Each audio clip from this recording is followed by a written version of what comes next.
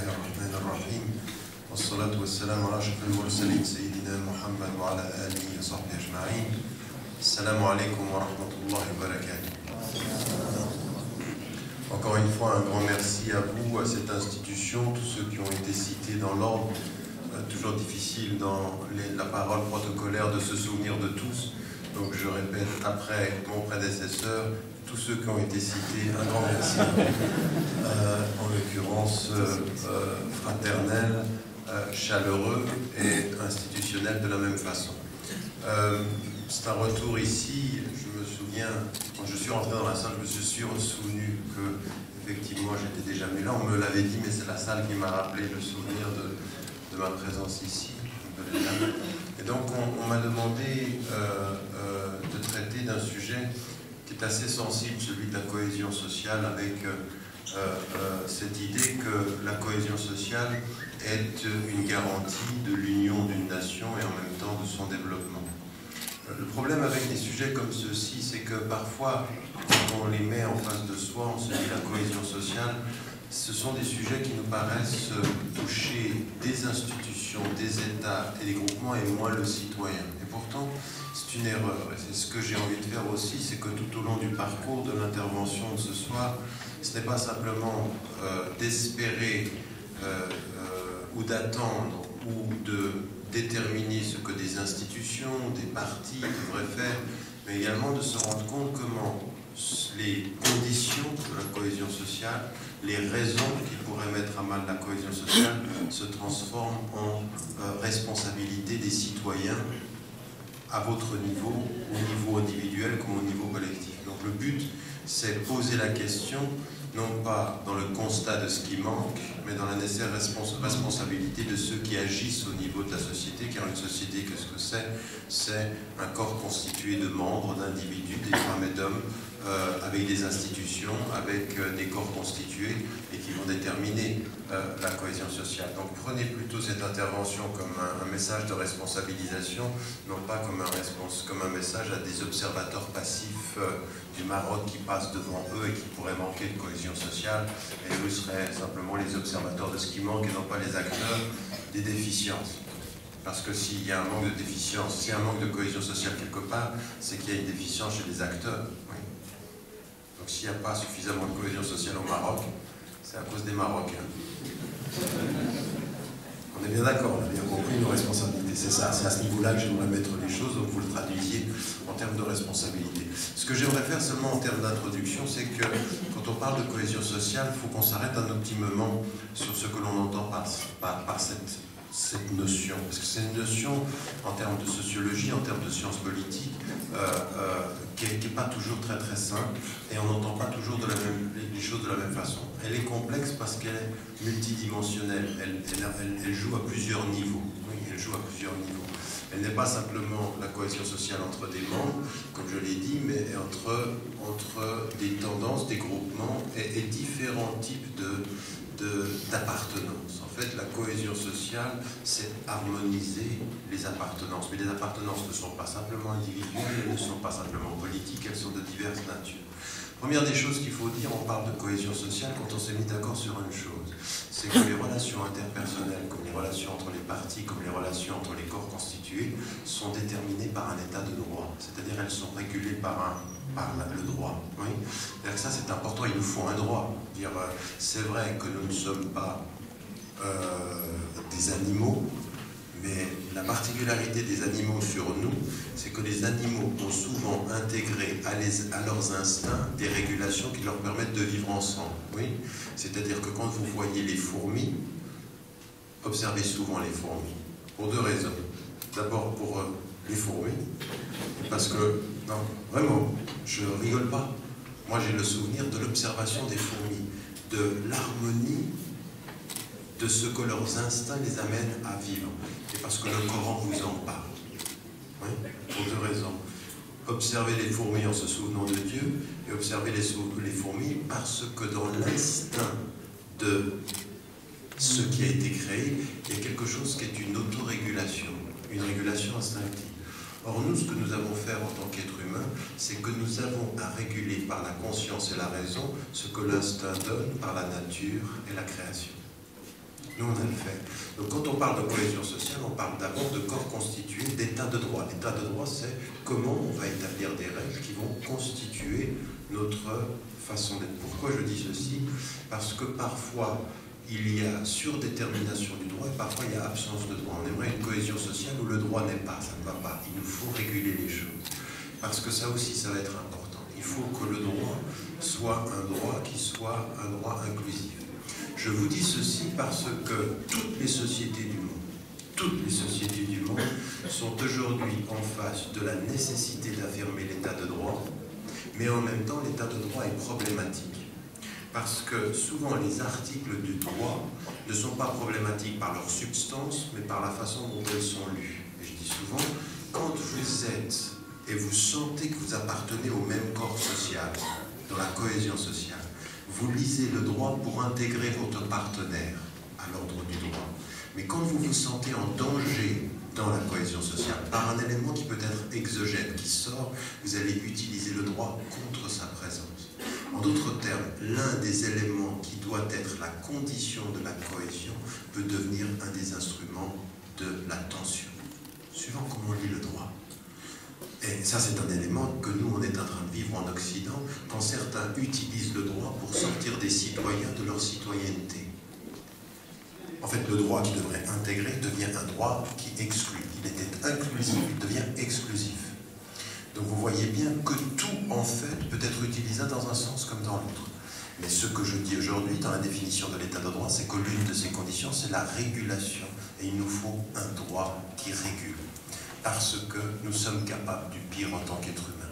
Même dans des sociétés constituées, même entre Marocains, même entre Irakiens, même entre Libyens, même entre Égyptiens, même entre Palestiniens. Non seulement on a un ennemi, mais on réussit à se diviser dedans.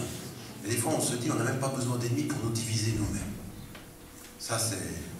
Des fois on se demande comment on pense notre union. Ça, c'est un premier élément. À partir de là, on en vient à une de ces conditions, à un des éléments de ce qui va déterminer l'état de la cohésion sociale. Et ensuite, on va s'apercevoir de quelle force parle-t-on? De quoi parle-t-on? Alors d'abord, la première des choses, c'est la cohésion sociale. Elle va s'inscrire d'abord entre les acteurs qui constituent une société, entre les institutions. Attention, les acteurs, ce peut être des individus, des agents, vous et moi. Oui, la cohésion sociale passe par les individus, elle passe par des institutions. Les institutions, ce sont des institutions que l'état de droit qui nous va réguler nos relations interpersonnelles, va organiser à l'intérieur de l'état de droit pour représenter, pour distribuer des compétences, des mandats et des pouvoirs. Et puis ensuite, avec ceci, c'est des tendances, des forces, qui peuvent être des forces idéologiques, des forces politiques. Et faites attention, une institution n'est pas une force. Elle peut l'être, mais elle ne l'est pas forcément. Et une force n'est pas forcément une institution. Elle peut l'être, mais elle ne l'est pas forcément. Vous avez des forces non institutionnelles qui ont la capacité de dévaster la cohésion sociale. Donc des forces, ça peut être des idéologies, ça peut être des courants référents à la culture, qui peuvent être se référer à la linguistique ou à la langue. Vous voyez ce que je veux dire? Vous avez des forces. Donc quand on parle de cohésion sociale, on parle des agents, des acteurs individuels, des institutions et des forces idéologiques et des forces informelles. Il y a le formel et l'informel. Et le pire, souvent, c'est ce qu'on n'arrive pas à déterminer. C'est l'informel. L'informel qui peut déterminer ou qui peut détruire la cohésion sociale. Et ce qui est la puissance des instruments contemporains, aujourd'hui, médiatiques, ou des instruments de communication, c'est la capacité à éveiller de l'informel. Vous n'arrivez pas à atteindre, que vous ne savez pas exactement de quoi il s'agit. À des moments donnés, vous êtes en plein controverse, vous vous dites, mais de quoi on parle? Quel est le but? Qui a lancé ça? Pourquoi se bat-on là-dessus? Pourquoi maintenant? Et à des moments donnés, vous voyez que des forces constituées peuvent produire de l'informel controversé pour atteindre la cohésion sociale d'une société. Et on en est les victimes, parce qu'on ne sait pas exactement la source. Donc je vais revenir à ça, je vais vous donner des exemples un peu plus concrets tout à l'heure et on pourra en parler dans les discussions. Donc ce que je voulais mettre en évidence, c'est que donc on est avec des acteurs, on est avec des institutions, avec des forces sociales. Ça nous amène à dire de quoi parle-t-on quand on parle de la cohésion sociale sur un plan beaucoup plus large et beaucoup plus spécifique. On est en train de parler déjà de la cohésion sociale entre des forces politiques. En d'autres termes, qu'est-ce que c'est la cohésion sociale entre des forces politiques? Attention, ça n'est pas de penser que toutes les forces politiques pensent pareil, mais toutes les forces politiques sont d'accord de travailler selon les mêmes règles qui constituent l'état de droit. Donc on a admis en amont des règles qui vont réguler nos divergences. Oui, nos divergences, pardon. Des règles qui régulent nos divergences, ça veut dire que nous sommes d'accord dans ce cadre-là de ne pas être d'accord et on la joue à la régulière. Normalement. Oui. À la régulière, vous savez ce que ça veut dire en politique. C'est-à-dire, à la régulière, c'est-à-dire qu'on admet tous les deux qu'on va mentir tous les deux selon les règles qui nous... D'accord. Donc la politique, ça n'est pas de dire la vérité. La régulière, c'est de savoir que l'autre ment. Oui. C'est la normalisation du mensonge politique. Bon, soyons sérieux, vous êtes tous des citoyens et vous savez que ce n'est pas dans le politique qu'on va trouver les anges de la vérité. Donc ça, c'est un premier élément, le domaine politique. L'autre élément qui va intervenir de ce point de vue-là est qu'il faut déterminer dans toute société, une société qui est constituée d'acteurs, est constituée d'institutions, elle est aussi constituée de courants. Ce mouvement de l'informel, c'est le culturel. La cohésion sociale, c'est la cohésion entre les cultures qui constituent une nation. Et ça, c'est une chose très importante. Ne jamais penser qu'une nation, parce qu'elle est nation, n'a pas à tenir compte de la diversité de ses cultures. Parce qu'à vouloir nier la diversité, on crée la division. Toute nation qui ne reconnaîtrait pas la diversité qui la constitue va vers la division. La question, c'est de ne pas reconnaître la diversité culturelle, c'est de savoir comment la réguler et comment travailler sur la cohésion. La reconnaissance de la diversité et ensuite de l'état de droit qui doit... Ça, c'est très important, mais vous allez voir que pour ça, il faut avoir une véritable conscience des priorités de ce qui façonne une nation. On va y revenir. Le deuxième élément qui est directement lié à la culture, c'est effectivement les langues. Et là aussi, avoir reconnu qu'il y a une langue nationale ne veut pas dire qu'il n'y ait pas des langues dans la nation. C'est important aussi. Et donc là, c'est très important, c'est qu'à partir d'un certain moment, même si la langue première, c'est l'arabe, ça ne veut pas dire qu'il va nier qu'il y ait d'autres langues. Maintenant, toute la question est de savoir comment on régule la diversité linguistique et comment on ne tombe pas de la diversité linguistique à l'opposition des langues. Et qui peut avoir à ce moment-là intérêt à faire qu'une langue l'une contre l'autre pour faire que ça devienne la controverse de l'époque? Vous voyez ce que je veux dire? Ça aussi, c'est-à-dire qu'il y a des forces qui jouent là-dessus. Donc la question linguistique, bien entendu, deux autres choses qui sont importantes, c'est toute la dimension idéologique, c'est-à-dire qu'effectivement, une nation régule l'opposition entre des idéologies. Vous êtes d'une tendance, en termes de politique traditionnelle, on pourrait dire qu'il y en a qui sont à gauche, il y en a qui sont à droite, et puis en termes de conception de détail, il y en a qui sont plutôt... Il y a des forces plutôt laïques, il y a des forces plutôt islamistes, il y a d'autres forces. On a différentes forces, on a des forces. Et donc ces points de vue-là, ce sont la cohésion sociale. Encore une fois, ce n'est pas l'unification de l'idéologique, c'est la régulation du débat des idéologies. Donc vous voyez qu'on a le culturel, vous voyez qu'on a le politique, vous voyez qu'on a le linguistique, vous voyez qu'on a l'idéologique, et puis on a d'autres choses qui sont très importantes qu'on a tendance à oublier aujourd'hui. Et elles sont déterminantes. Sur ce point-là, on a trop vite enterré les analystes des socialistes scientifiques de la fin du 19e siècle et du 20e siècle. La cohésion sociale passe par la reconnaissance des différents statuts socio-économiques, c'est-à-dire des classes, c'est-à-dire des pauvres et des riches, c'est-à-dire de ceux qui ont et de ceux qui n'ont pas. Ça veut dire aussi entre ceux qui travaillent et ceux qui ne travaillent pas. Tout ça, c'est des choses qui sont déterminantes, à savoir, véritablement, la cohésion sociale, ça passe aussi par ça.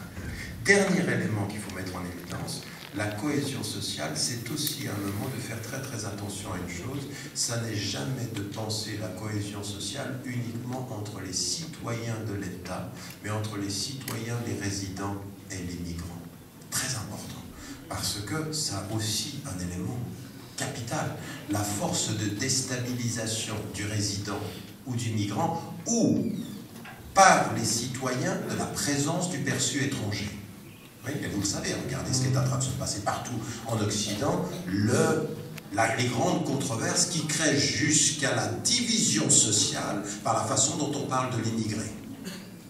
Donc la capacité de faire de l'immigré le danger produit la division.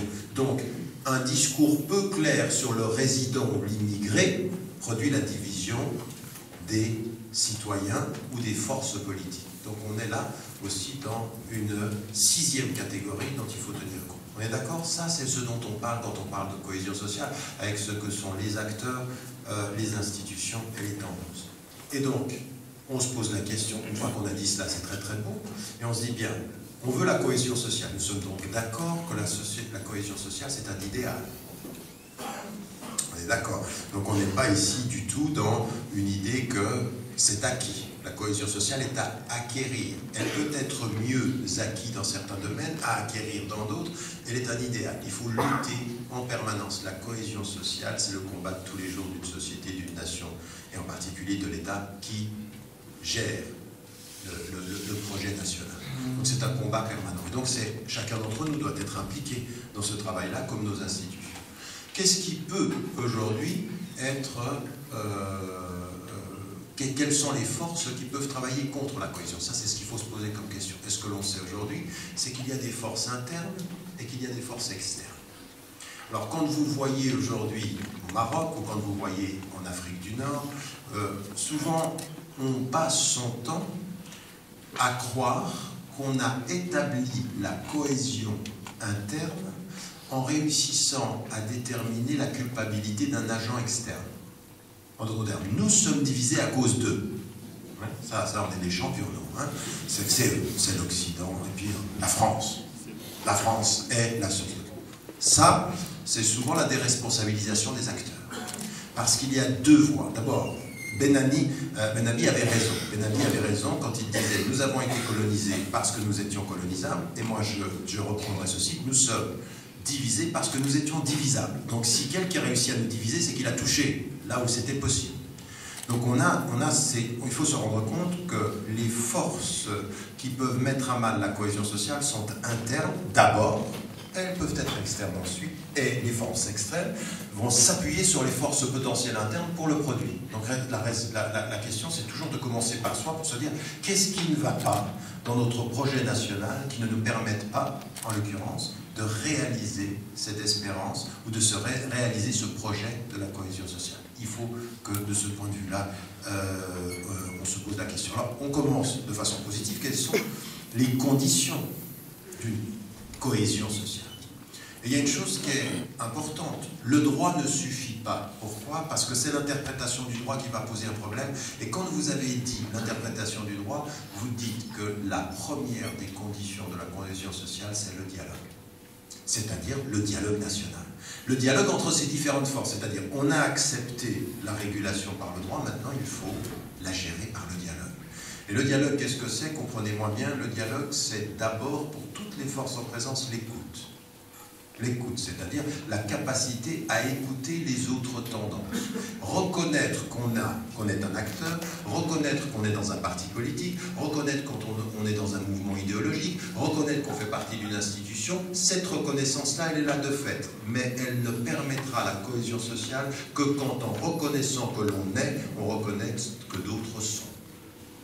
Ah oui, c'est ça, le dialogue c'est ça. C'est d'abord, si je dialogue, ça veut dire que je reconnais votre légitimité légale, constitutionnelle, et en même temps partie de ma nation à être et à vous exprimer. C'est ça le dialogue national. Le dialogue national, quand on écoute quelqu'un qui fait partie de sa nation, c'est-à-dire je vous reconnais la même légitimité que moi à exprimer ce que vous pensez et ce en quoi vous croyez.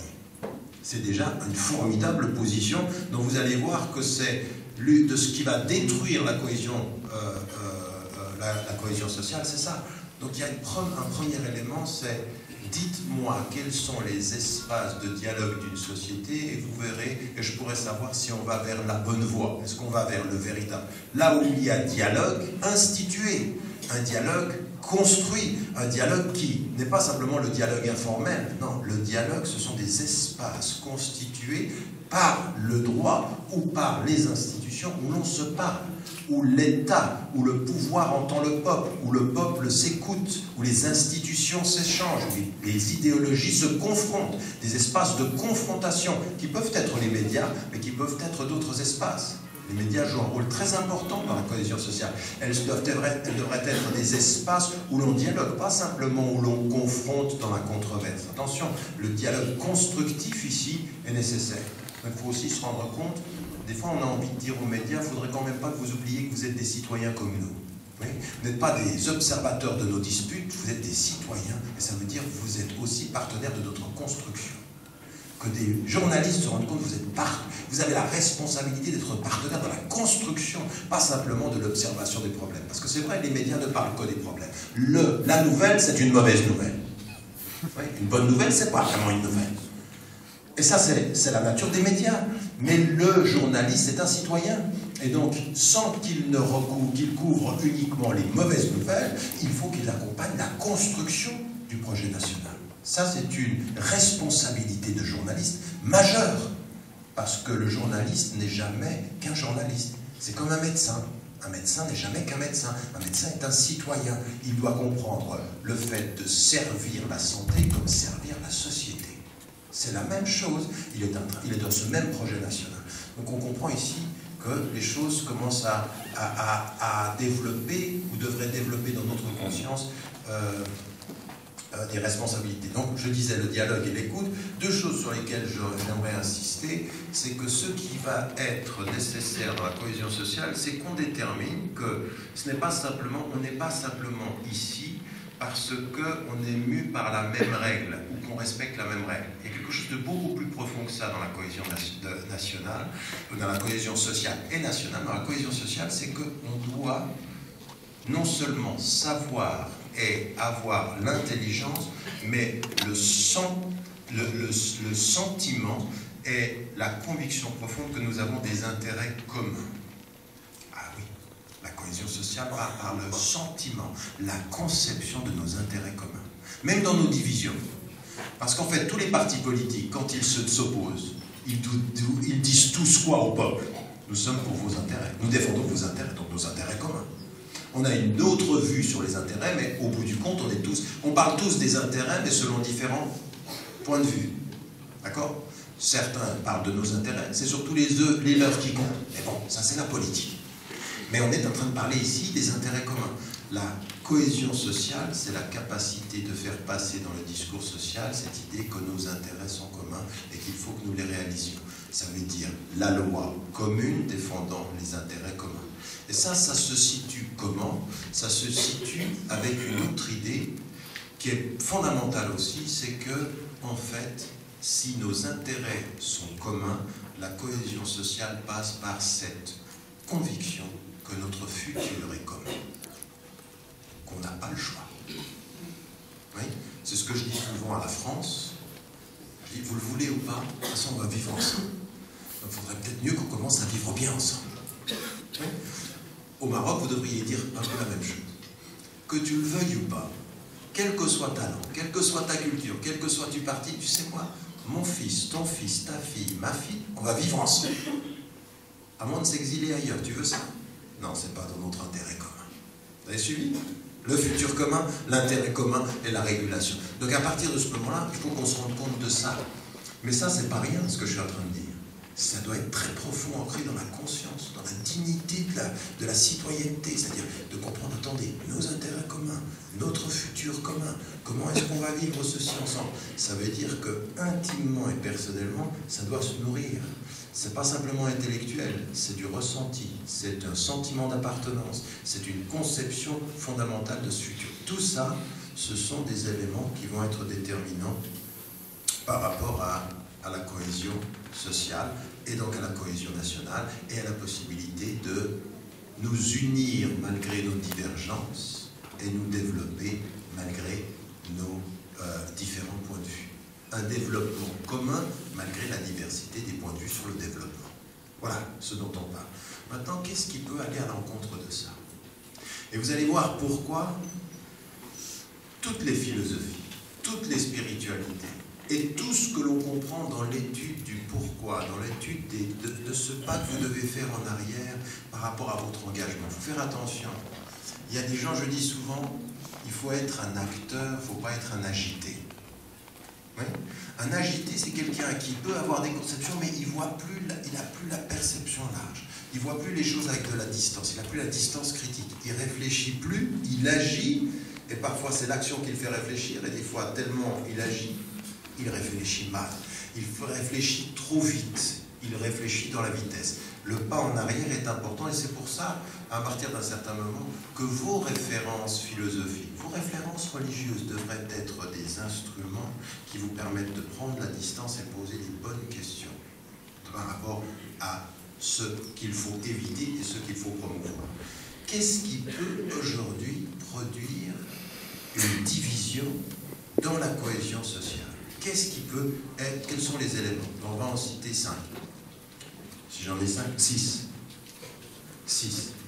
Le premier, c'est dans l'acteur quelque chose qui tient à son esprit, qui est le dogmatisme. Qu'est-ce que c'est le dogmatisme?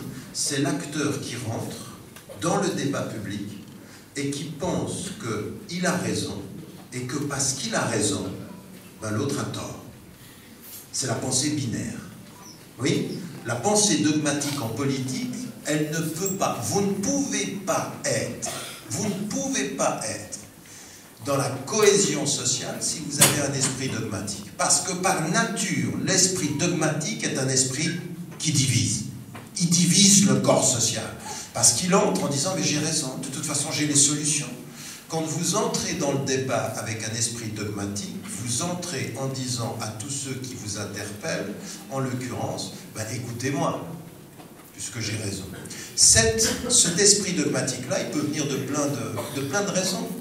Votre idéologie, vous pensez que vous avez une fin. Il y en a certains qui confondent le fait de croire en la religion de la vérité en pensant qu'ils sont les agents véritables. C'est-à-dire, on a la vérité, taisez-vous. Il y en a certains qui pensent que quand ils citent le Coran avec vérité, leur parole est une parole de vérité. Non, le Coran est une parole de vérité. Toi, tu es une parole humaine. Et souvent, tu t'es trompé humainement. Vous voyez ce que je veux dire? Ce passage du dogme ici, de la vérité à l'intervention politique. Et on a la même chose avec des marxistes, on a eu des dogmatiques marxistes, on a des dogmatiques laïques. Et il dit, attention, je pense avec la raison et je doute, mais même ton doute est devenu dogmatique. Et quand le doute est devenu dogmatique, tu es en danger. Parce que tu crois que le doute est une ouverture, et donc tous ceux qui ne douteraient pas comme toi seraient dans l'erreur. Donc tu as fait de ton doute l'ultime vérité des hommes, tu es dangereux. Donc en l'occurrence, on a ici un des éléments dans le débat public. Vous voyez des gens qui interviennent socialement avec un esprit dogmatique, un esprit qui, c'est l'autre condition dont je parlais, n'écoute plus. Il exige l'écoute. Et ça, je parle à chacun d'entre vous ici. On a des partis politiques qui sont comme ça, on a des citoyens qui sont comme ça, on a des individus qui sont comme ça, des hommes et des femmes qui sont comme ça. À des moments donnés, vous avez des féministes dogmatiques. À tel point que le vrai problème de toute la libération des hommes, des femmes, c'est qu'il y ait des hommes. On dit non, attention quand même. On ne va pas pouvoir vivre ensemble si vous allez faire partir la moitié de la zone. Les hommes, vous en avez besoin, on a besoin des femmes, on va travailler ensemble à la liberté et à l'égalité aux femmes, mais pas de façon dogmatique. On s'écoute. On s'écoute et on se parle. Ça, c'est un élément, le dogmatisme. L'autre chose qui est très très grave en termes de cohésion sociale, c'est une chose à laquelle nous tous, nous sommes victimes, dont nous pouvons tous être victimes, et en particulier, je vais vous dire une chose, nos sociétés orientales, de ce point de vue-là, nous sommes véritablement dans un... Nous sommes naturellement exposés à ce problème-là. C'est la réactivité émotionnelle. Le dogmatisme est à l'esprit ce que l'émotif est au psychologique.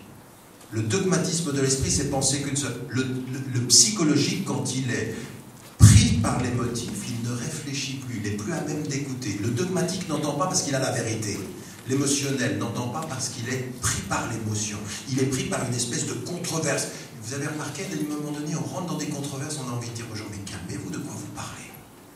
Pourquoi vous vous énervez comme ça? Comment se fait-il que certains, quand on touche à la langue, quand on touche à la culture, quand on touche à la religion, on dirait qu'ils ne réfléchissent plus? Parfois, quand vous parlez d'islam en France, vous n'avez plus du tout à faire un discours raisonnable, un discours complètement hystérique. On n'entend plus. Dans toutes les sociétés, vous avez ceci. Dans toutes les sociétés, parfois, vous parlez de l'immigré. Dans mon pays, la Suisse, on est totalement dans l'émotif, dans le conte. C'est de l'hystérie. L'hystérie, c'est ce qu'on appelle une espèce de mise sous tutelle de l'esprit par la force de l'émotion. Et quand l'esprit est sous la force de l'émotion, l'esprit ne réfléchit pas de la même façon. Il n'a plus la même possibilité de prendre ses distances. Il est pris dans une espèce d'engrenage. Comme quand vous êtes en colère. Il y en a qui font de la politique émotionnelle comme s'ils étaient en colère, incapables d'entendre. Ou comme s'ils étaient sur... L'émotivité populaire, c'est la force des populistes. C'est lancer des craintes qui réveillent l'émotion. Vous ne votez plus avec la tête, vous réagissez avec les tripes. Oui, c'est la politique émotionnelle. Aujourd'hui, les moyens techniques peuvent pousser ça. Et quand vous avez les moyens techniques, quand vous êtes dans des zones de pouvoir, vous lancez des petites piques et avec l'émotion des uns et des autres, vous divisez la cohésion sociale. Elle n'existe pas. Parce qu'on va se disputer sur la langue, on va se disputer sur la religion, on va se disputer sur les identités. Les identités, l'un des marqueurs les plus évidents dans la dispute sociale, c'est mettre les identités des unes contre les autres. Mais encore une fois, vous comprenez bien, on peut penser que c'est toujours externe, mais en fait c'est aussi interne, ça vient de l'intérieur de nos sociétés. Parce que là, on a un problème important. Et donc, les identités aussi, comment on se situe, sont aussi des éléments. Aujourd'hui, vous avez remarqué internationalement, dans l'ère de la globalisation, l'un des éléments qui intervient le plus dans les sociétés, c'est la lutte contre la dispute sur les identités. Qui est-ce que je suis par rapport à qui? Et ça, qu'est-ce que c'est? C'est les citoyens par rapport aux résidents par rapport aux immigrés, c'est les Amazirs avec les Arabes avec les Berbères. Et le régionalisme légitime traduit en émotivité de la division. Et on entretient ceci. De l'intérieur aussi, parce qu'il y a des forces qui ont intérêt à ce que ce soit cette division-là. Ils jouent là-dessus, d'accord? Parce que pour certains, quand vous n'avez aucune représentativité, ben, qu'est-ce que vous faites? Vous divisez sur une notion qui va vous donner de la représentativité. Vous n'aviez pas de légitimité politique, vous commencez à avoir une légitimité culturelle. Donc vous créez le conflit culturel pour avoir la légitimité culturelle. Je vous ai dit qu'on représentait quelqu'un. On représente cette langue, on représente cette culture. Et donc, pour représenter pour soi le pouvoir, vous mettez à mal la cohésion sociale de tous. Grave, dangereux, mais ça marche. Vous pouvez avoir des voix pour les prochaines élections, vous pouvez jouer le levier du pouvoir. Et nous, certains sont des observateurs de ces tensions. Même les identités peuvent l'être. Et donc, bien entendu, les idéologies. Les idéologies, ça veut dire qu'à partir d'un certain moment, mais vous avez regardé ce qui s'est passé après ce qu'on a appelé le printemps arabe, le réveil. Là, on a vu aussi des appartenances tout à coup qui, on se disait, mais attendez, tout ce travail contre le dictateur, pour faire sortir Moubarak, pour faire sortir Ben Ali, pour lutter contre le dictateur, pour qu'on en arrive pendant 2 ans à avoir des acteurs politiques entre laïcs et islamistes, à se dire qui a le plus de légitimité à représenter la nation. Tout ça pour ça, qui a fait en sorte qu'au bout du compte, on polarise les appartenances idéologiques. Alors quand je discutais avec des Tunisiens, quand je discutais avec des Égyptiens, ils disent oui, moi je sais, c'est l'Occident. C'est la France qui nous divise. Je dis, je suis désolé, vous enlevez la France, vous laissez les Tunisiens tout seuls, ils se disputent pareil. Parce que ça vient de nous. La même chose au Maroc, la même chose en Égypte, la même chose dans tous les pays. Nous polarisons sur des questions secondaires parce que nous n'avons pas le recul nécessaire de mettre les priorités de ce qui va permettre la cohésion sociale. Donc nous tombons dans le piège de cette division. Et puis ça nous donne de l'impression de faire de la politique. Mais en fait, on est à côté du politique, là. On ne fait pas vraiment de la politique. On fait de la mise en scène d'un discours politique. Il n'y a plus d'écoute. Il y a que... Ce qui nous fait vivre, finalement, c'est le manque de cohésion. Ce qui devrait nous faire vivre, c'est travailler pour la cohésion. Et finalement, on finit par vivre par le manque de cohésion. Et vous avez des islamistes qui regardent les laïcs, qui disent, vous êtes complètement occidentalisés. Et c'est pour ça que nous, on est les gardiens de la religion. Et de l'autre côté, des autres qui disent, vous êtes rétrogrades, vous êtes des arriérés, et nous sommes les garants du progrès. Et finalement, on finit dans des luttes politiques qui sont très superficielles. On ne répond pas aux vraies questions de la société, on répond simplement à la légitimité de soi vis-à-vis de l'autre. On n'est pas du tout... Il n'y a pas de possibilité d'avoir une cohésion sociale de ce point de vue-là. Et puis, bien entendu, une chose aussi qu'il faut reconnaître, qui peut aller à l'encontre, autant qu'on reconnaît qu'on a des intérêts communs et un futur commun, c'est ce qui va déterminer la cohésion sociale, il faut aussi reconnaître qu'on a des intérêts contradictoires. Et ça aussi, ça peut aller à l'encontre de la cohésion sociale. Les intérêts contradictoires existent.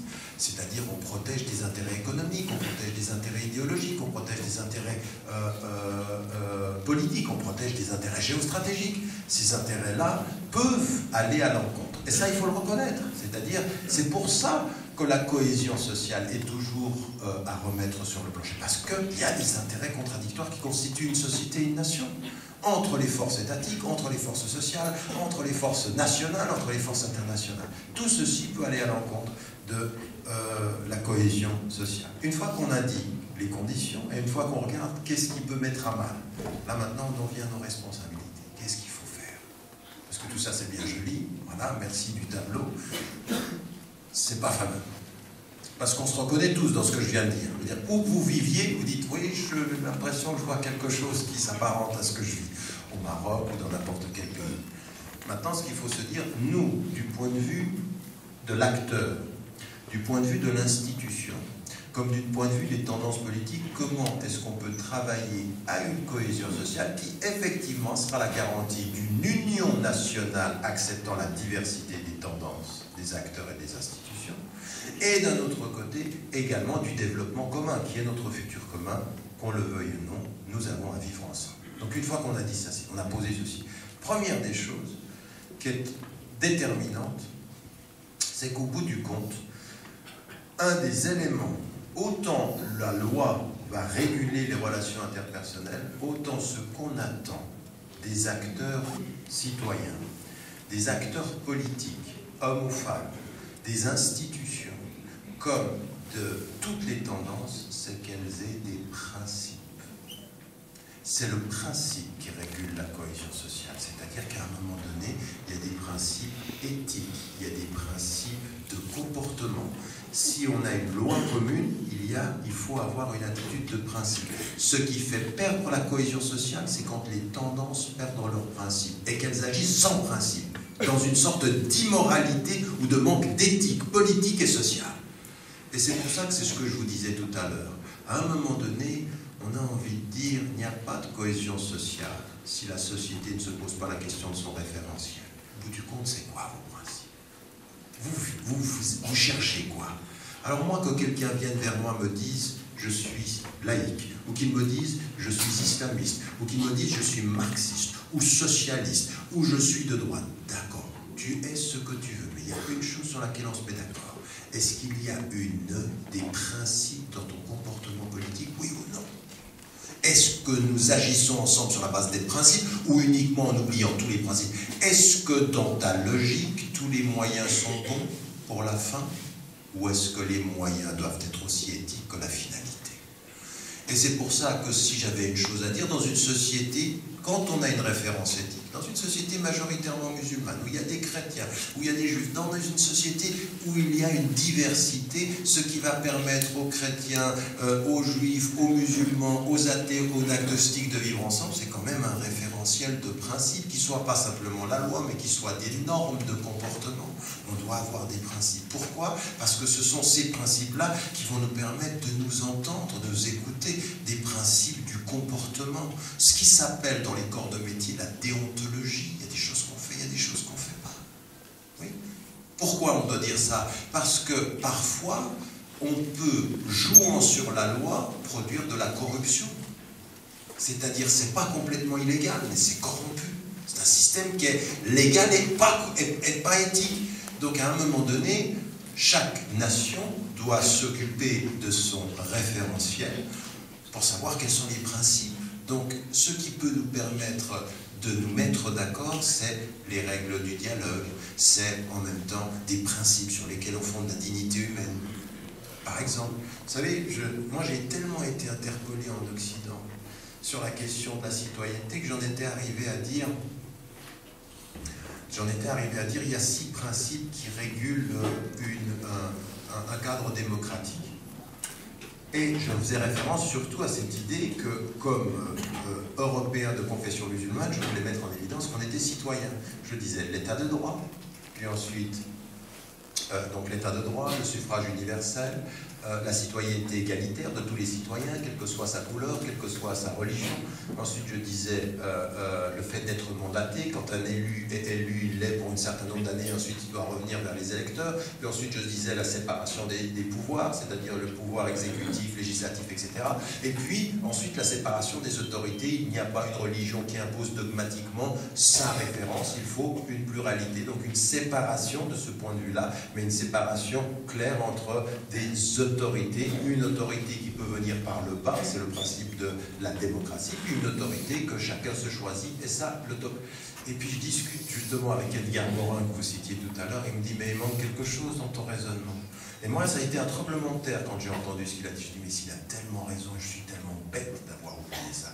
Il me dit, il y a quelque chose qui manque dans ton raisonnement, c'est que dans une société donnée, le migrant, le visiteur, le résident, lui, il a aussi des droits. Lui, il faut l'intégrer au processus démocratique. Ce n'est pas la citoyenneté qui se protège et puis qui délaisse le principe de la dignité de l'être humain qui est migrant. Et il prenait l'exemple des Roms, par exemple, ou l'exemple des migrants, dans l'occurrence. Donc vous pourriez prendre ici au Maroc ceux qui viennent de l'Afrique subsaharienne. Oui, vous voyez ce que je veux dire? Vous voyez bien ce que je veux dire là, hein? De ceux qui peuvent venir, qui à des moments donnés ne peuvent pas être et ne sont pas respectés de la même façon. La dignité du visiteur, elle est la dignité de l'humain, et la dignité de l'humain ne se perd jamais, quel que soit son statut. Je ne suis pas moins digne humainement parce que je n'ai pas le passeport ou marocain ou suisse ou français ou autre. Ma dignité d'être humain reste, n'est-ce pas? Ça, ce sont des principes qu'il faut mettre en évidence. Pourquoi? Parce que les populistes aujourd'hui vont stigmatiser le résident ou le migrant au point de le déshumaniser. Et la population va même jusqu'à voter ça, c'est-à-dire d'accepter qu'implicitement le visiteur soit moins humain que mon humanité, parce que moi j'ai un passeport. Vous vous rendez compte jusqu'à où on va? Ça, si on n'en parle pas, alors là on va vers on va vers la division sociale. Ça veut dire qu'il faut avoir des principes, il faut qu'on se mette d'accord, et qu'il faut qu'on se mette d'accord de façon extrêmement claire sur un certain nombre de ces éléments-là. Il faut travailler là-dessus. Après, il y a un deuxième élément qui est important et qui va permettre de dépasser le dogmatisme qui est un principe de surdité à l'argumentaire de l'autre, c'est en même temps, de ce point de vue-là, le positionnement inclusif. C'est-à-dire, il faut de ce point de vue être inclusif et avoir par rapport à nos interlocuteurs dans la société, le fait d'inclure à son champ d'analyse, le fait effectivement d'écouter des autres et de prendre. C'est pas une posture, c'est le contraire de la posture dogmatique. Cette dimension du dialogue et de l'inclusif, elle est extrêmement importante. C'est-à-dire que dans une force politique, dans un positionnement culturel, par exemple, même dans un positionnement linguistique, le caractère inclusif. Certes, la langue première, c'est l'arabe, ou ça peut être aussi le français, mais inclure à son champ, à sa conception du social, autrui qui est présent. Et ça, ce caractère inclusif, c'est une disposition intellectuelle. C'est l'acceptation que ma nation est diverse, est plurielle, qu'il y a d'autres forces, qu'elles ont légitimité. Ça, c'est une attitude qui est fondée sur quoi? Sur la raison raisonnable. La raison raisonnable, c'est-à-dire la raison qui observe de façon raisonnable les autres forces qui constituent. Donc il faut des principes, il faut une certaine sagesse. Une certaine sagesse. Et une certaine sagesse, c'est celle qui observe, là aussi, c'est une chose qui est particulièrement importante et qui manque parfois. Mais ça s'éduque. Ça s'éduque avec l'éducation civique, ça s'éduque dans nos différents espaces d'appartenance. Et un troisième point sur lequel je voulais insister, et qui est aussi une nécessité de la cohésion sociale, c'est le sens des priorités. Et le sens des priorités, il vient avec le sens du projet national. Quelles sont nos priorités? Alors je vous le dis pourquoi. Parce qu'à un moment donné, on s'aperçoit que ceux qui réussissent de l'intérieur ou de l'extérieur à nous pousser sur des questions marginales et controversées réussissent à faire quelque chose qui est encore beaucoup plus pernicieux que ce qu'on croit. Ce n'est pas simplement de focaliser nos attentions sur des controverses marginales, c'est de nous faire oublier le sens de priorité de notre projet national. Ça s'appelle de la distraction stratégique. Oui, on vous distrait stratégiquement de ce qui est l'essentiel. Puis au bout du compte, vous perdez le fil. Vous n'avez plus de priorité. Votre priorité, c'est la gestion de l'urgence, non pas la gestion du prioritaire. Or, il se trouve que parfois le prioritaire n'est pas l'urgent, mais certains réussissent à déplacer l'urgent pour vous faire oublier le prioritaire. Donc je vous donne un exemple. À un moment donné, quand vous avez un projet social, vous devez regarder prioritairement de quoi il s'agit.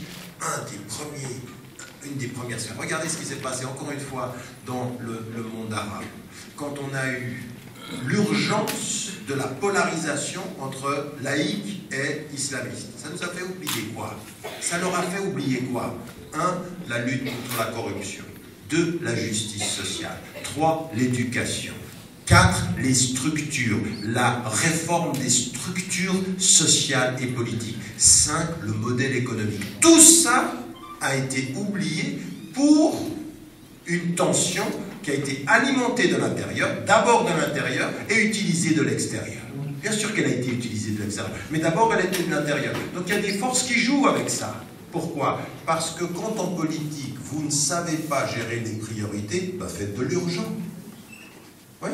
Entretenez l'urgent, puisque vous ne savez pas gérer la priorité. Vous n'avez pas de projet politique, et bien vous allez faire de la politique de l'urgence. La controverse est une formidable illusion d'optique. Mais le pire de tout, c'est que, en fait, elle agit à long terme contre la cohésion sociale. L'impact de ce qui... Vous ne vous rendez pas compte, à des moments donnés, l'impact de conflits apparemment superficiels est énorme dans la cohésion sociale sur le long terme. Ça laisse des marques très très profondes sur des choses où tout à coup on est entré dans l'émotif, comme je l'ai dit tout à l'heure. Alors c'est vrai sur des questions de langue. À des moments donnés, moi quand je viens au Maroc et qu'on vient me parler des tensions énormes qu'il y a entre l'arabe, le français, la mazir, elle me dit attention, je dis attends mais franchement, c'est ça la priorité au Maroc? On en est là. Quand vous avez le taux de chômage, quand vous avez l'école, quand vous avez... C'est ça le problème? Vous avez vraiment ça? Alors certains jouent là-dessus. Bien sûr, attention, je ne dis pas le problème, je pose la question de sa priorité, de la façon de le gérer. Est-ce qu'il faut le gérer dans la tension ou il faut le gérer dans ce que je disais, une sagesse, la raison raisonnable, les priorités avant? Parce qu'au bout du compte, certes, le débat sur les langues va vous donner du pouvoir à parler, mais ne va pas nous aider à avoir un avenir commun. On est en train de se tromper de débat. Et ça par notre propre faute. Les forces extérieures vont juste alimenter ce que nous alimentons. Il s'agit juste de mettre un peu d'huile, là où on a déjà alimenté un peu de feu. Et ça part tout ça. Donc là, on est dans une dimension qui est importante. Quatrième des choses qui est importante aussi, dans toutes les forces, c'est l'apprentissage du compromis. Comprenez-moi bien, en politique comme en société, le compromis n'est pas la compromission.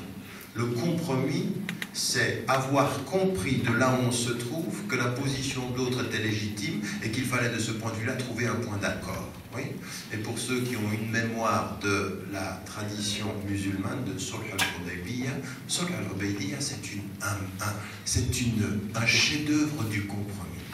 Oui, un chef-d'œuvre du compromis. Et la première des choses, c'est qu'il y a des gens qui viennent vers le prophète et lui, il arrive pour signer et lui dit attends, Muhammadun Rasulullah, Muhammad l'envoyé de Dieu, et lui, ils lui disent mais attends, si on avait conçu que toi t'étais le premier, pourquoi on t'aurait pas battu, pour nous tu es Muhammad ibn Abdillah. Celui qui croit profondément et qui aurait pu devenir dogmatique parce qu'il y croit tellement qu'il entend plus que dit l'autre, il entend plus que dit l'autre. Il dit, attends, c'est le prophète, je t'entends pas, tu peux pas me dire que c'est pas le prophète. Donc il n'entend pas. Le prophète, lui, il entend. Et lui, il lui dit, attends, montre-moi où c'est, je vais l'enlever moi. Regardez, il respecte l'émotion de son genre, mais en même temps, il le fait lui-même. Il a entendu la parole de l'autre. Et l'autre, il a raison. S'il pensait que c'était le messager, il ne le combattrait pas. Donc il l'enlève lui. Il a écouté. Le compromis raisonnable. Il a entendu ce que disait l'autre. Donc ça, c'est un chef-d'œuvre du compromis qui ne se compromet pas. J'ai rien perdu. Si toi qui m'as battu, ou qui t'es disputé avec moi, tu ne reconnais pas qui je suis. Ce qui compte dans le compromis, c'est pas que tu me reconnaisses, c'est qu'on signe un accord qui me permette mon projet. Oui, j'ai un projet. Raison pour laquelle tout le monde a pensé ils ont perdu, et qu'Allah a répondu, c'est une victoire. Ton compromis, c'est une défaite auprès des tiens, c'est une victoire dans le temps, au-delà, dans la priorité qu'est la tienne. La priorité, c'est pas que tes ennemis te reconnaissent pour ce qu'ils ne t'ont jamais reconnu, c'est qu'ils reconnaissent qu'il y a un pacte pour ce que tu veux faire. C'est peut-être pas cette année, mais l'année prochaine. Regardez, le compromis. Et ça, il faut qu'on apprenne, les forces politiques ici au Maroc, les partis politiques, à le compromis, la capacité à entrer en communication, dire attendez, on va se mettre d'accord sur des priorités, on va se mettre d'accord sur... Et ça veut dire de l'humilité politique, ça veut dire... Et ça, il faut y travailler. Je vous dis tout ceci, pourquoi? Parce que vous êtes assis là, vous dites oui, c'est vrai, il le faudrait. Le problème, c'est que ceux qui vous représentent dans l'État, ou ceux qui vous représentent dans les institutions, ils ont la même éducation que vous, et peut-être que ce sera vous demain. D'accord? Et donc c'est une responsabilité personnelle, dans sa vie personnelle, dans la famille, dans la vie, dans le quartier, dans la vie politique, dans la vie sociale, dans la vie culturelle, dans la vie idéologique. Nous avons besoin de ça, nous avons besoin de cette capacité à déterminer des principes, à cette raison raisonnable, à ce dialogue-là, de cette écoute, cette importance et puis à ce compromis. Le sens des priorités aussi est déterminant. Il y a une autre chose avec cette notion du compromis, c'est la cohésion sociale, c'est une espérance, je l'ai dit tout à l'heure. Elle doit être vue sur le long terme. Donc il faut avoir, en même temps que le sens des priorités, le sens des étapes. Il y a des choses qui doivent être réglées, elles ne sont pas réglées demain, elles seront réglées sur le long terme. Et ça, c'est le problème que nous avons. Le temps politique nous pousse à l'entretien de l'émotif. Le temps de la cohésion nous pousse à avoir une sagesse qui voit sur le long terme. Et là, on a besoin de femmes et d'hommes qui ne tombent pas dans cette espèce de temps pressé, de temps urgent, mais qui voient sur le long terme. Et dans le long terme, c'est cette gestion de ces éléments-là. Comment est-ce qu'on va entrer dans le dialogue? Comment est-ce qu'on va déterminer les priorités? Comment est-ce qu'on va y arriver ensemble? Ça, ce sont des choses qui sont déterminantes, parce que nous avons un vrai problème aujourd'hui, c'est que les moyens de la vitesse sont des produits de déstabilisation. Alors une fois qu'on a dit tout ça, et puis qu'on se dit, ben voilà quelles sont les conditions, voilà quelles sont les causes qui vont à l'encontre, voilà ce qu'il faut faire pour essayer d'y travailler, on en arrive à un moment donné à se dire, voilà, cette cohésion sociale, il faut y tenir et il faut s'y engager. Elle est déterminante pour nous tous. Et que, de ce point de vue, quand on regarde ce qui se passe dans le monde aujourd'hui, et quand on regarde ce qui se passe dans nos propres sociétés, à un moment donné, il faut que chacun d'entre nous prenne ses responsabilités. Au niveau individuel, comme au niveau institutionnel et comme au niveau politique. Moi, je suis désolé, je vois aujourd'hui des citoyens qui se déresponsabilisent de cette question de la société et de la cohésion sociale. Et qui sont dans leur petit univers. La cohésion sociale exige, le sens des principes et d'avoir des sens de priorité, mais aussi du dialogue. La vraie question, il n'y a pas de cohésion sociale si les citoyens que vous êtes restent entre eux, avec les leurs, et qu'ils ne font pas un travail de transversalité, c'est-à-dire d'entrer en communication avec d'autres acteurs de la société. Cette espèce de petit esprit cloisonné et fermé ne peut pas permettre la cohésion sociale. Et en d'autres termes, il faut vous poser la question, dans votre quotidien, au-delà de votre travail, quels sont les gens avec lesquels vous établissez le type de rapport de cohésion sociale qui est nécessaire pour le pays? Ça, c'est un premier élément. Le deuxième élément, c'est la capacité pour les citoyens comme les institutions de ce dialogue contradictoire. Avoir raison parmi les gens qui pensent comme soi, c'est avoir raison entre soi. mais entrer dans un vrai dialogue. Dans un vrai dialogue, il faut des institutions, il faut une société civile qui ouvre des espaces où des gens de différentes tendances idéologiques se parlent, s'écoutent, se confrontent avec respect, se disent des choses et s'entendent, qu'on s'écoute dans nos espérances et qu'on s'écoute dans nos idéologies. Aujourd'hui, il faut, je veux dire, même par exemple, un des problèmes que vous pouvez avoir, par exemple au Maroc, c'est l'élite francophone qui n'entre plus du tout en communication avec un corps de la société arabophone. C'est un vrai problème. C'est comme si on vivait dans deux mondes qui ne se parlent plus. Ou en plus, vous ajoutez à cela la référence islamique ou la référence aux religieux versus la référence à la laïcité ou à des horizons culturels qui viennent de l'Occident. On ne peut pas gérer un pays qui veut une cohésion sociale si ces espaces de dialogue ne sont pas là. Donc il faut prendre le taureau par les cornes. Maintenant, si vous attendez que les partis politiques fassent ça pour vous, vous allez attendre longtemps.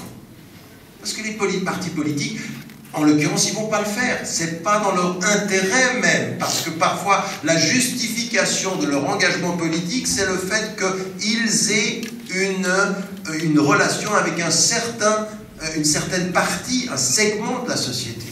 Et donc à partir d'un certain moment, c'est aussi la responsabilité des citoyens et des institutions et des organisations et des étudiants d'ouvrir ces champs de dialogue-là, parce que c'est ceci qui va être déterminant. Et ensuite, il y a des engagements extrêmement concrets pour la cohésion sociale, qui sont ceux dont je parlais tout à l'heure, par exemple sur les questions socio-économiques. Pas de cohésion sociale dans l'entretien d'injustices, qui sont absolument inacceptables. Les injustices par rapport aux pauvres, les injustices par rapport aux immigrés, les injustices par rapport aux femmes. Si on n'est pas d'accord sur les principes de la justice et qu'on s'y engage pas ensemble, ne parlez pas de cohésion sociale. C'est comme si vous me parlez de paix après avoir volé ma terre. C'est ce que je disais toujours dans l'exemple palestinien. On vient vous prendre votre bicyclette, on dit on vous l'a pris, après on dit on fait la paix maintenant. Attends, rends-moi ma bicyclette. Oui, c'est ce qu'on doit faire avec les Palestiniens. On leur prend leur terre, puis après on dit on fait la paix. Sans la terre. Et on leur donne des confettis. Et on leur dit, bah, soyez contents, c'est comme les Bantoustans en Afrique du Sud. C'est pas une paix, ça. Ça, c'est l'étincelle qui peut tout faire exploser. Donc en l'occurrence, il faut qu'on se donne les conditions de cette pacification sociale, de cette cohésion sociale. Et donc à partir d'un certain moment, la justice est une de ces conditions. Le respect de la dignité des individus est une de ces conditions, de tous les individus. Et ça veut dire que toutes les forces politiques doivent savoir que ça, c'est une priorité. Avant de nous disputer uniquement sur les langues, soyons ensemble sur des principes de justice. Et la langue fait partie de ça, c'est-à-dire du traitement égalitaire des langues, à partir du moment où on a quand même déterminé la priorité. Et ça, c'est un discours qui exige quoi? Le sens des priorités, le compromis. Faire des compromis de la raison raisonnable, qui sait quelles sont les priorités. Alors, je sais bien, c'est comme si on parlait d'ange politique, on ne va pas vraiment avoir ceci, mais ceux qui peuvent aider à ça, ce sont des citoyennes et des citoyens, ce sont des gens qui ont compris ceci.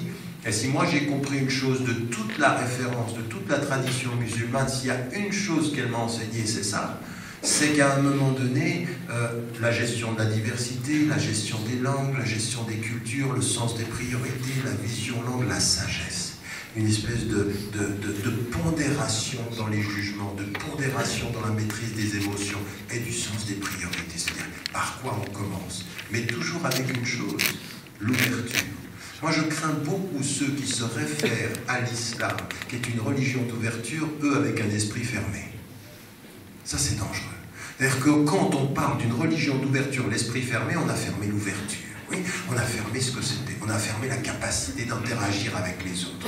Quelqu'un qui se réfère à l'islam au Maroc, comme dans n'importe quelle société, il doit être dans le dialogue, il doit être dans l'ouverture, parce que par définition, la référence musulmane, elle est dans l'ouverture, elle est dans la sagesse, elle est dans l'écoute. Si le prophète, il écoute ceux qui l'ont combattu pendant des années pour établir un pacte, comment se fait-il que nous, aujourd'hui, on ne s'écoute plus? Comme si on avait le monopole de la vérité en citant les versets du Coran. Ça, c'est une attitude. Et c'est une attitude qu'on voit aujourd'hui que beaucoup de gens sont en train d'apprendre sur le terrain. Hier. Parce que vous savez, quand vous êtes dans l'opposition, quand vous êtes de l'autre côté, vous êtes dans la confrontation, à un moment donné, vous êtes de l'autre côté. Vous êtes avec les rênes du pouvoir. Et les rênes du pouvoir, elles doivent vous imposer. Maintenant, il faut discuter. Maintenant, il faut voir ce qui s'est passé en Égypte, par exemple. Personne ne peut nier le fait que pendant l'année où Morsi est au pouvoir, il y a un vrai problème. Et le problème, c'est l'inclusivité, l'ouverture vers les partenaires. À un moment donné, il y a eu un vrai problème. Alors, ce qu'on a entendu, c'est ils ont essayé. Non, il ne faut pas essayer, il faut se l'imposer. C'est une nécessité de la cohésion sociale et de la cohésion politique. Il faut s'ouvrir vers les autres et les inclure. Bien sûr qu'il faut faire, sinon on va vers la division. Et si vous ne le faites pas, eh bien ceux qui observent que vous ne le faites pas, ils ont compris que là était votre faiblesse. Ils vont taper exactement là où vous ne vous parlez plus. Exactement ce qui est en train de se passer sur tout le Moyen-Orient entre les chiites et les sunnites. Pourquoi on se divise comme ça? Pourquoi? Parce que c'est un problème. Non seulement c'est un problème, alors moi on vient vers moi, on me dit « Ah, la division entre chiites et sunnites est utilisée par les Américains, les Européens. » Je dis « Non mais arrêtez, venez écouter certains chouyours, ce qu'ils disent sur les chiites. Venez écouter certains chouyours, ce qu'ils disent sur les sunnites. Et je peux vous dire, on n'a même pas besoin des Américains. Il y a des cheikhs sunnites qui ont mis tous les chiites en enfer. Et il y a des cheikhs chiites qui nous ont tous mis en enfer. Donc en fait, on s'est mis en enfer et on va s'y retrouver tous ensemble. Avec ou pas avec. Non mais c'est pas vrai. Enfin, vous applaudissez quoi? Vous allez vous y retrouver? Attendez, c'est plutôt dramatique que ce que je suis en train de vous dire. Parce que là, vous posez la question de savoir pourquoi vous applaudissez. Non. C'est une question sérieuse. C'est une question très sérieuse parce que ça, cette division-là, elle n'est pas du tout gérée avec spiritualité, avec sagesse et pondération. On est complètement dans le contraire. On est dans l'émotivité, le rejet, l'exclusivisme, le dogmatisme. On est dans quelque chose qui est absolument faux. Eh bien, ce qu'on voit à échelle régionale, vous allez le trouver à échelle nationale sur plein d'éléments. Même entre des groupements musulmans, même entre des groupements laïcs, même entre des langues, on est dans ce processus-là. Donc à partir d'un certain moment, ma conclusion est de dire que nous avons un vrai travail individuel à faire, nous avons un vrai travail éducatif à faire, un travail institutionnel, et puis c'est ça que ça veut dire mettre un peu d'éthique dans la politique. C'est ça que ça veut dire, de mettre un peu de valeur, un peu de principe, au-delà de la loi, la régulation du débat politique, la question de l'écoute, la question de l'empathie, de l'inclusivité, tout ce dont je parle, de tout ça on a besoin, de tout ça le Maroc a besoin, de tout ça vous avez besoin. Mais ça ne commence pas en attendant que ça change au sommet de l'État. Ça commence dans notre engagement à nous personnels. Je suis vraiment, c'est pas des illusions, je suis vraiment avec cette idée que les destins nationaux se transforment par les initiatives locales multipliées, les mouvements nationaux d'initiatives locales, de véritable engagement, et à un moment donné, de mobilisation aussi par rapport à ça. Et puis au bout du compte, peut-être qu'on n'arrivera pas à changer une nation, mais on peut changer certaines orientations dans certains domaines, et ça peut être en soi déjà les premiers éléments de cette cohésion nationale. Parce que c'est vrai que finalement, c'est que ceci qui permet l'union au sens de l'acceptation unie des diversités spécifiques, d'un côté, et de l'autre côté, le développement, c'est-à-dire le projet commun, notre futur, ce que nous avons à faire pour nos enfants. Parce que si tes enfants parlent français, si tes enfants parlent arabe, si tes enfants parlent une autre langue, amazigh ou autre, si toi tu es de tel parti ou tu es de telle tendance, au bout du compte, il faut que l'on sache qu'au Maroc, ces enfants vont vivre ensemble, que leur futur c'est ici. Et que si on aime son pays, on n'a pas envie qu'il parte ailleurs pour aller faire de l'argent ou pour avoir un succès là-bas et non pas ici. Qui aime son pays travaille pour les enfants, ses enfants dans ce pays, non pas à l'extérieur. Et si aujourd'hui vous êtes obligé parfois d'envoyer vos enfants à l'étranger pour qu'ils fassent leur éducation, qu'on soit bien d'accord sur une chose, ça ne devrait être qu'une parenthèse qui signifie que le système scolaire est défaillant et non pas le futur qui signifierait que votre société se perd. Parce que si les... Non, là, vraiment, vous applaudissez pas.